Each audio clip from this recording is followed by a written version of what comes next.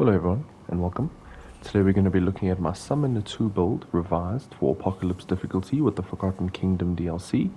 Let's get straight into it with our main archetype, the Summoner, and the pet we are using is the Flyer. As our sub-archetype we're going to be using the Handler with the support dog that gives a lot of great healing. It's also going to heal our pets to keep them healthy. As for the armor, it doesn't really matter what you use, we're just trying to get as much defense as possible. You can see we're using mostly Ledo Mark gloves, and then for the heart, the resonating heart with skill damage, healing effectiveness, and flawless healing. You can see we have 43.2% damage reduction, we're just trying to get that as high as possible. As for our weapon, we're using the Monolith. This is the new gun in the DLC. We're using it mainly for the exposed status effects. We are using with the Spell Weaver. This basically allows us to get cooldown out of our skills, and our most important one we're trying to cool down is our support dog skill. But the exposed damage is great. So we're also using World's Edge as our choice melee weapon. Doesn't really matter what you use here, whatever you're comfortable with. And then as our secondary, we are using Nebula with Harmonizer. The Nano Swarm is just a great add DPS option and also allows us to get a lot of mod regen while it's passively doing damage.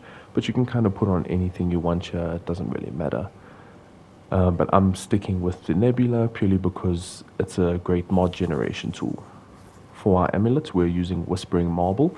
This gives us 3 stacks of Bulwark, increases damage by 2% per stack of Bulwark. It's a great amulet. Then we're using Soul Link to get 5% lifesteal off our pet's damage. Soul Guard to get 1 stack of Bulwark for each active summon. We're only using this to get the 1 extra stack we need. This can be swapped out. Then we have Soul Shard, increases all damage dealt by 5% for each active summon. So we have that up all the time. And then Dried Clade Ring, 1 stack of Bulwark, increases damage by 50% of the total damage reduction granted by Bulwark stacks. If we have a look up here, we currently have 5 at 25%, meaning we're getting 12.5% damage reduction. That covers most of the basics. Let's go ahead and jump to our traits. You can see we are using Regrowth, Kingship, Triage, Vigor, Spirits, Expertise, Blood Bond, Rugged, Bark Skin, Siphoner, Fitness, and Recovery. I do not have all the traits unlocked, so these are the best ones I have currently. And our choice tonic is going to be the Mudtooth tonic for the extra health, which basically translates into more survivability. That basically breaks down the entire build of what we're using. So the point of this build and the way we want to play it is we constantly want to keep our summons enraged by shooting them. That is the prime perk of the summoner. When they are enraged, they gain I think 25% attack speed and 50% increased damage. So it's a massive buff that we can't let fall off. It is quite easy to keep it up. It's a 40-second cooldown. And also another reason why we use the Nebula, and you'll see it coming up here in a second, when we get to another combat thing, is if you put a DOT on your pet, it basically makes it a whole minute's duration that you do not have to refresh that pet's buff. But you can see the gameplay is very chill.